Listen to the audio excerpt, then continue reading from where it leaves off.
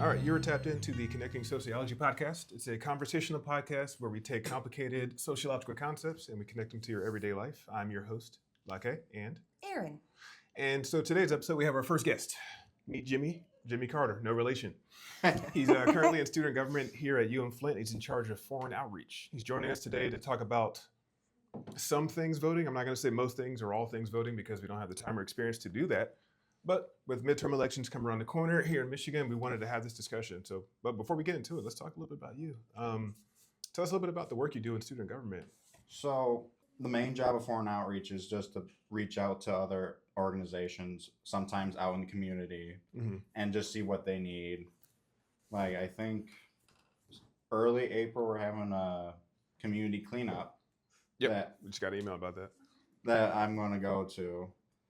You sound thrilled. It's the first time I get to do it because I Okay. didn't get to go the last time. Mm-hmm. So, but that's one of the main parts of foreign outreach. It also, I also talk with the senators who get to vote on legislation and help them through the process at some points. Ooh. Okay. What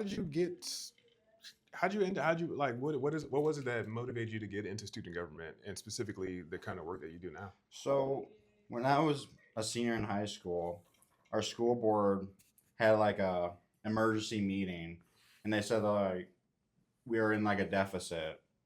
I think it was 17 million of a deficit, and I saw all these people just go up to the podium and speak like these stories, and I saw like they actually wanted something to change. Yeah. So I saw it, I was like, I need to do something about this. And so I wanted to see how it is other areas. Mm-hmm. So when I came here, I saw student government was open. So I applied and got accepted as a senator. And I worked through that type of stuff, researching it more and more. Dang, that's cool. Okay. And you plan to eventually run for office? Yes. Ideally? Are you going to do locally, like in the Flint area, or? So I'm from Westland, which is Metro Detroit area. Okay. So I'll most like go back there and run for the seat in the school board. Yeah. To see if I actually like running for office and then holding it, Yeah. or just be outside of it and like be an advisor to some others. Being behind the scenes. Yeah. there. I think I would like that a little bit better. Yeah, for sure. Not that I would do that, but. I would say like I'd like to be a millionaire, but like that no one knows about. Exactly. Just gotta do my own thing. Exactly. Okay, so let's shift it to, I guess, voting specifically. Midterms. It's a term that comes up often, but I feel like most people don't really know what that means or why that's important because they think voting, they think presidential election, they think like the Super Bowl, kind of thing. So can we just talk a little bit about what the midterms are, how they work a little bit, and why they're so important? Yeah. So in the Constitution, they set like terms for Congress. Like it's divided in the House of Representatives and the Senate. Mm-hmm. Every midterm, all 435 seats in the House are up for re-election, and usually a third of the Senate's up for re-election every 2 years or so. And it's important because these elections could literally shift how the legislative branch actually votes on stuff. Like right now, back in 24, the Republicans carried both the House and the Senate, so they're going to go towards Republican side of things, and Trump is taking that to his advantage and getting all this stuff through. So technically, I think their majority is like 3 seats. The Democrats only need to flip 3 of them to get a majority, and then it'll be a majority in the House. I'm not sure about the Senate. I don't know the exact numbers in it, but I know it's a very narrow margin for the flipping. So is this why, like, regardless of whoever the president is and whatever, regardless of their political affiliation, is this why we always feel like that the president can't get anything done because they don't have the House and the Senate? Yeah. Is typically how it It's works? usually, the midterms are usually trying to say, this is what we think of what you're doing. Like in 2016, Trump did the same thing, get the House and the Senate. But in 2018, he lost the House, but kept the Senate. So that was saying like, we don't like what you're doing, but not as much as to flip both houses. Then Trump got impeached by a Democratic majority. I forgot that happened. And then 2020, Biden won, and he got the Senate flipped and kept the House. Then Trump tried to say that didn't happen. Then he got impeached again. The only U.S. federal office holder to ever be impeached twice. And then he was actually acquitted as a former president, which that's a whole different system, which would take longer than this. But and then in 22, Biden had that mandate thing that the Republicans retook the House, and then it made it harder for Biden to pass legislation through the House because the opposing political faction controlled the main part of it, so you couldn't get much through. Yeah, so it sounds like a conversation of power ultimately. And so that's how we'll connect it to sociology today. we'll put it in the terms of power. And so, like, I know with the midterms, like with everything going on in the world, it's being speculated that like Trump is going to try and interfere, right? That like call him off, can't do it because of whatever reason. And do you think that that's likely? Like, is that like, has that happened before, and what would happen? So Trump is citing what Zelensky is doing in Ukraine. There was the war, and in their constitution that you can't hold hold an election during a war. So Zelensky is kind of martial law, but it's a temporary one. They have to keep renewing until the war is over. The United States has held elections during wars multiple times. We're always doing. World War II, in 1944, we still held an election. World War I, before we got in, we still held an election. The War of 1812, when the White House was burned down, we still held an election. So Trump doesn't have the grounds to say cancel the election. Right, because there's all that precedent. And then even the Constitution, there's nowhere in it that says the president can cancel an election. And let's say he did cancel the next presidential election. He's trying to think, if I cancel it, I can stay in office. But that's not how it works. Because his term ends at noon, January 20th, 2029. He is out of office no matter what. So if he cancels the election, then someone in the Senate actually becomes president. Okay. So he automatically forfeits. It's actually against him if he ever tries to cancel a presidential election. That's interesting. And so now, too, I know a big thing going around is the SAVE Act. And I believe it was passed through the House. And then now Trump is saying, like, I'm not going to sign anything until this is passed. So what is the SAVE Act first? So its full name is called the Safeguard American Voter Eligibility Act. Its main goal is to amend the 1993 National Voter Registration Act to make it a requirement to prove your U.S. citizenship in order to register the vote.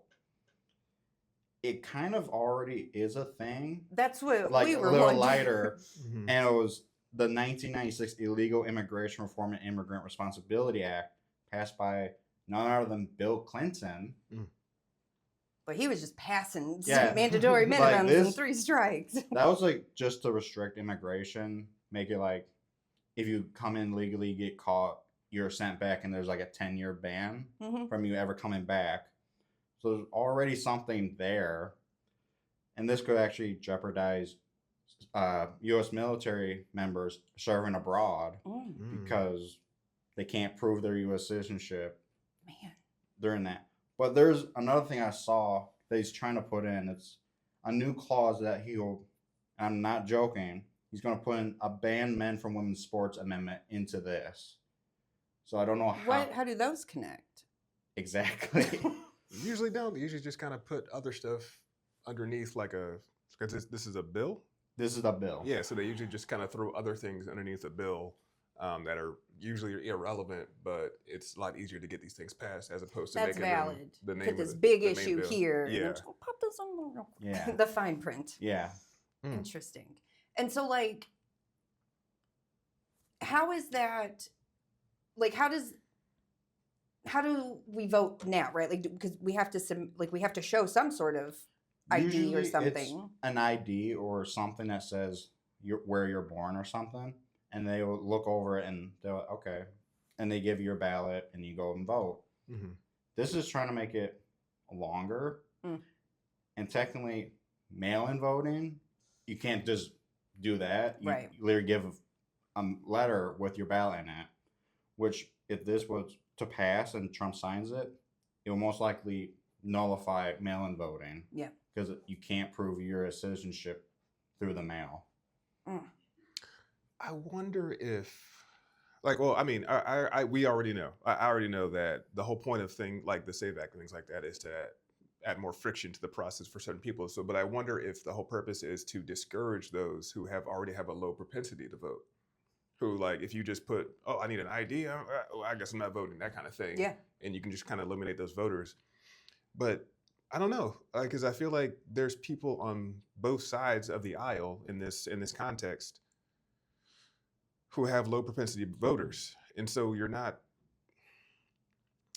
harming the enemy for the most part. You're kind of harming yourself as well. So I wonder what the purpose is of these extra restrictions, of these extra things. So, through my research, I learned that usually Democratic voters would vote either through the early voting process or mail-in. Yeah. And usually Republicans go on election day.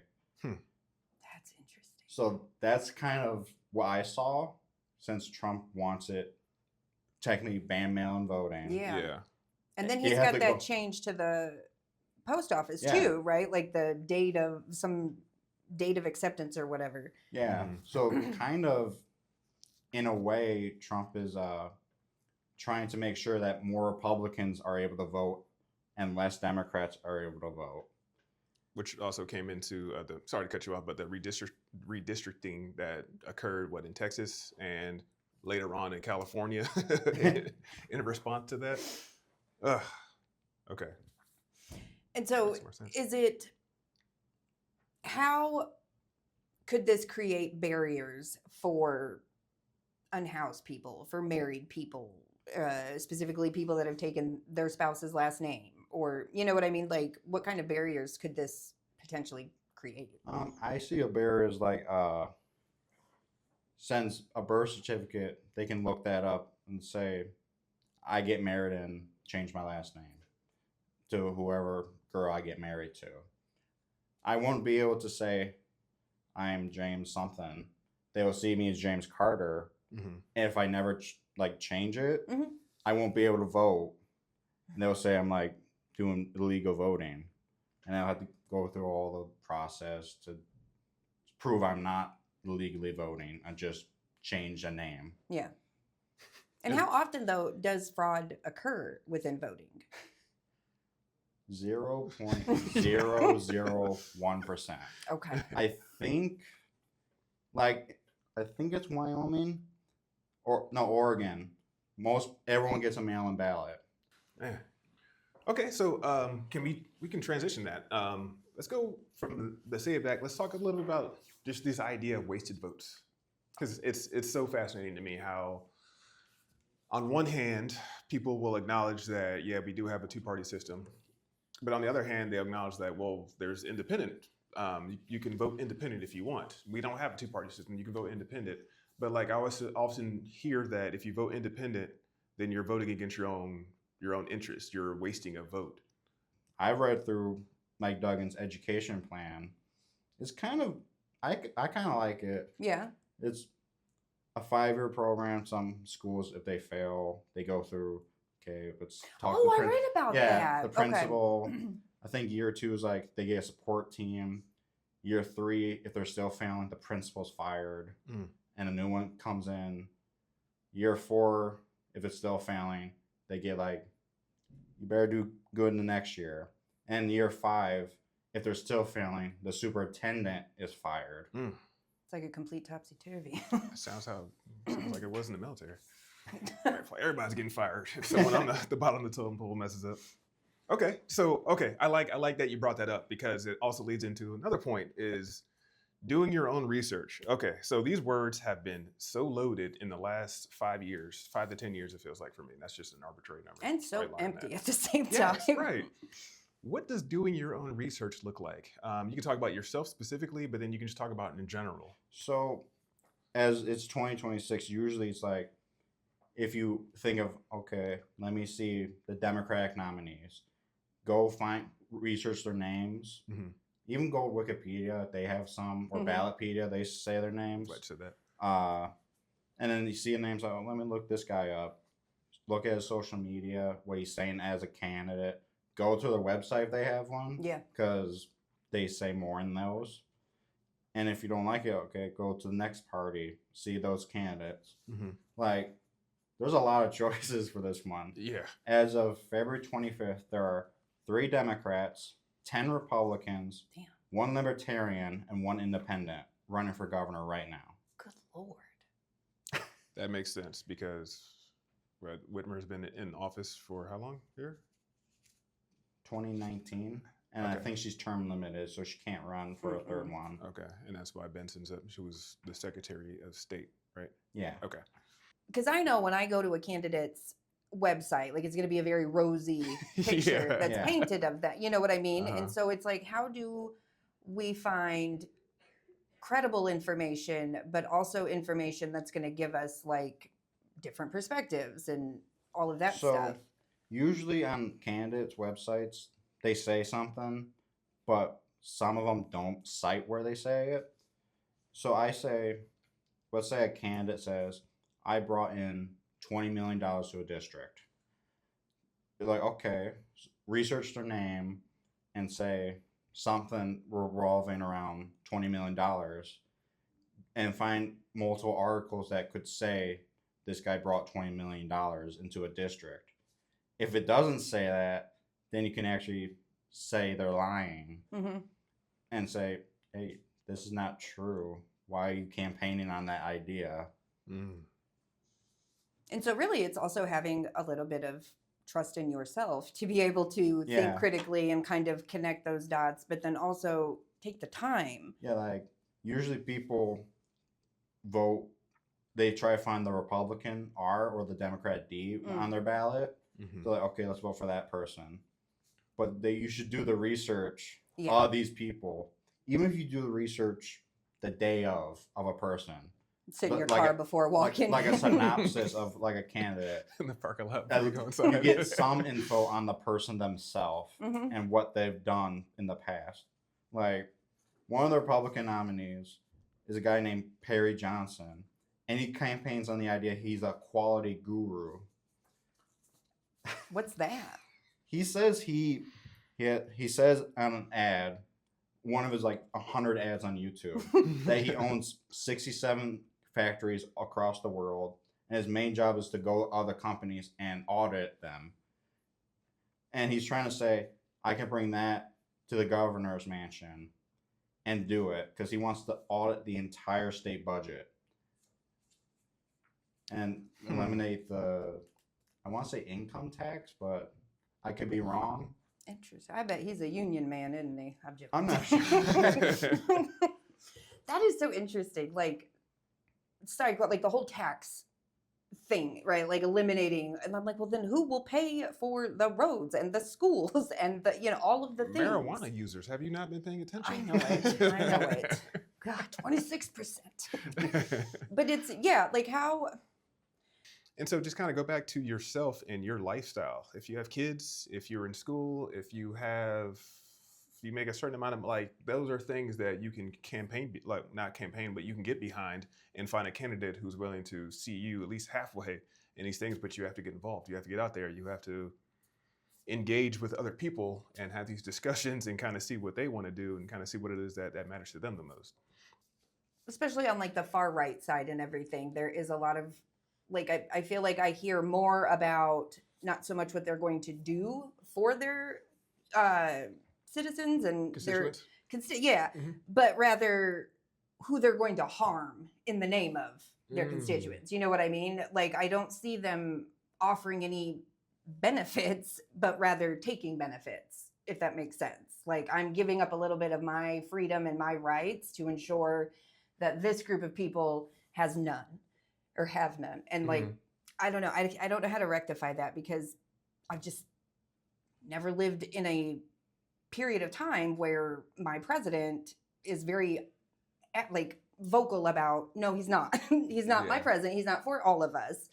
And like, how are we, like, I feel like it erodes trust within society and our government. And then I feel like that directly impacts voter turnout. Mhm.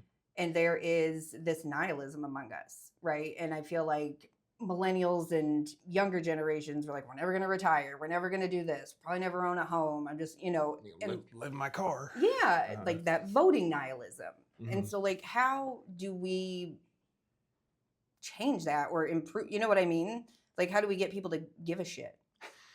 I say like Oh, he has the answer. Oh, here we go. I say for them to put some faith into the system because there's multiple forms of voting. Oh, I put it somewhere. Oh, there it is. Like in California, they have something called jungle primary, where Republicans, Democrats, and all the other ones run on the same primary ballot, and top two go to November. Rather be a Republican, Democrat, both Republicans, a Democrat and independent, or Democrat third party. It usually allows people to say, hey, these are the top two that everyone voted for. What is California? Conservative Democrat.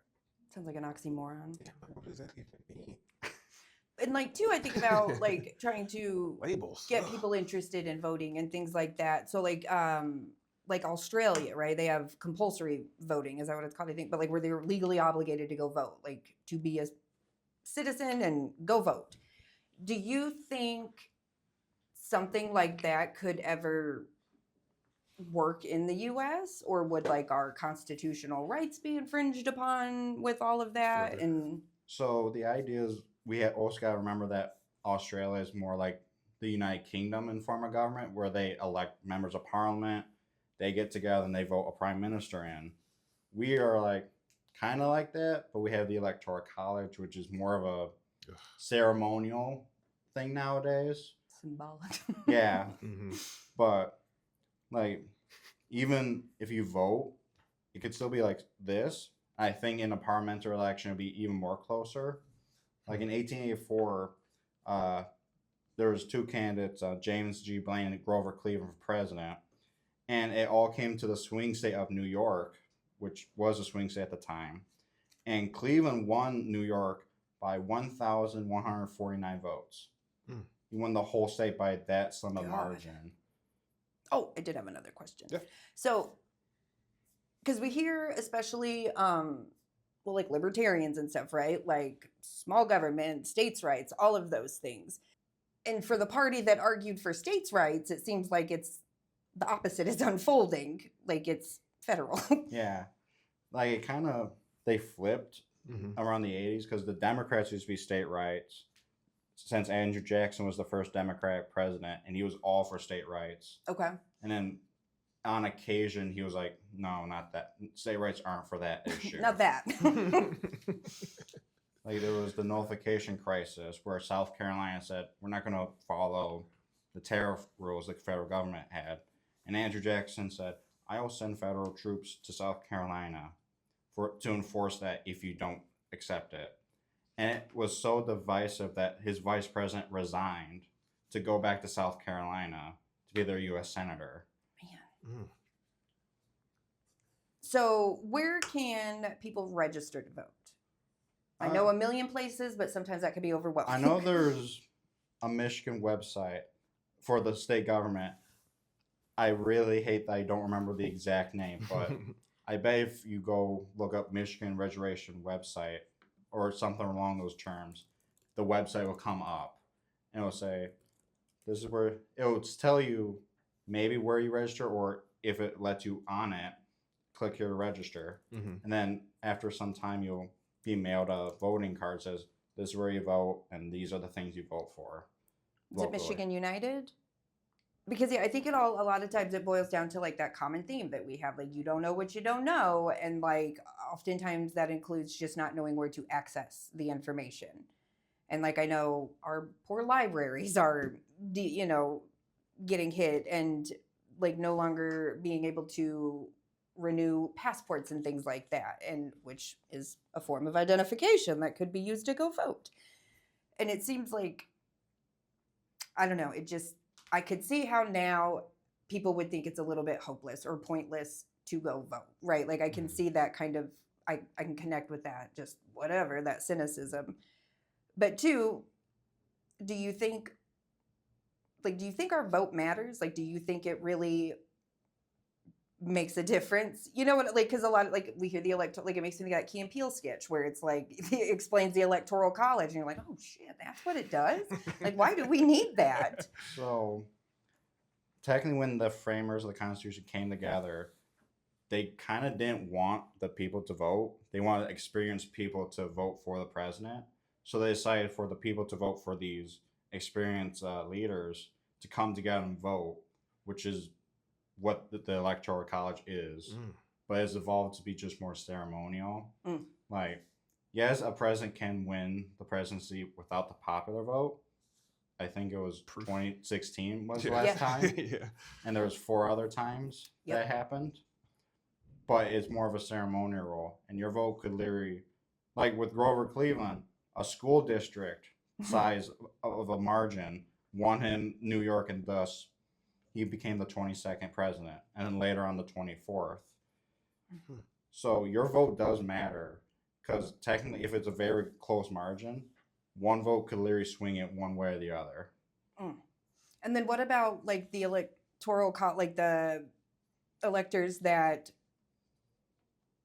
how am I putting this, don't vote for what the state's population? So that's what's called a fateless elector. That's what that word is. They randomly just vote. Like 2016 was actually the time when there was the most amount of fateless electors. Okay. It was 7 people voted for different people. Like one voted for Bernie Sanders, one voted for Colin Powell, one put for, I hope I'm saying, I think this is right, Faith Spotted Eagle. She was a Native American. I think she became the first Native American to ever get an electoral vote. Okay. So that was history making. Yeah. But usually fateless electors don't ever swing out. Because like in 76, California had like I think it was California, had a fateless elector that went and voted for Reagan. Even though he wasn't running for president at all. It's just a political statement. Yeah. And sometimes they even vote for random people. Like one time, I think one of the electors voted for the nominee for vice president for president. Okay. So they, no matter what, a fateless elector can vote outside what the state said, but it won't ever like flip over. Okay. It'll just be like one bleep. Okay. That's interesting. Specifically talking about voter apathy, what happens a lot of times is that people get so overwhelmed with everything that's going on, especially if you take any second and get online, you can see like it always feels like the world's ending, and you feel helpless and powerless, and you feel like there's nothing I can do. He's still president for a couple more years or what have you. But if you focus on your local elections, if you focus on local issues, you tend to feel like you have a lot more power. You tend to feel like your voice actually matters, because voting in local elections, that affects the schools. If you have kids, if you don't have kids, if you went to school or things like that, it affects taxes. It affects literally everything that can affect your life. Because I know we tend to feel like, well, whoever's in the White House doesn't matter. My life is still the same. Yeah. These local elections, these midterm elections, these actually directly impact the individual. They affect you and your neighbors and your friends and things like that. And those are the people that are moving up in the ranks at some point. Yeah. And it feels, I don't know, at least to me, it feels like it gives me a little bit more autonomy in my fate. And so just this, I guess the big point of this episode is to not only educate the viewers, but also to encourage you guys to get more involved. I feel like this is the point we've made at the end of all of our episodes. But get involved, get out there and have conversations and learn more and things like that. And I think that's that big, like we have to talk to people about, like we have to talk to each other about politics. We just do. We have to talk about religion. We have to talk about all these various ideologies Sex that bots. we're dealing. Sex bot. We got to talk about all of it. And we can't. Like, we're just living in opposite realities. And it is this division that, like, it's this assumption, I think, too, where, like, if you're not Trump, then you're Democrat. And that's not true either. Like, I'm neither. I don't like any of them. And so it's, how do we talk to each other about it? How do we, like, put aside our differences and put aside our judgments and, you know, and, like, have a conversation rather than wait for the person to stop talking so that I can tell them why they're wrong. Mm-hmm. And I don't have an answer to that. I don't think any of us do. But yeah, it definitely getting involved, talking to people, finding your community, whatever that word means. And do not search for these answers strictly through social media, Or on because the ChatGPT. algorithm will keep you siloed in your one little space with your little friends, which feels cool, but you are so not uneducated, but you're just ignorant to other perspectives that generally affect you as well, because everyone gets a vote. It's that cultural myopia. Yes, oh, love that. Love that term. But Jimmy, is there anything else you want to impart upon the listeners, the viewers? So I'm going to tell you all this. We're all going to disagree on something. Every candidate, there's never going to be a candidate where you agree with 100% of the vote. No matter what, we got to come together, because since 2020, in my opinion, we've been like our battleground camps. Democrats are on one side of the field, Republicans are on the other, and then like a few people trying to figure out which way to go. Then the independents are handing out snacks. Right. Bottles of water. Yeah.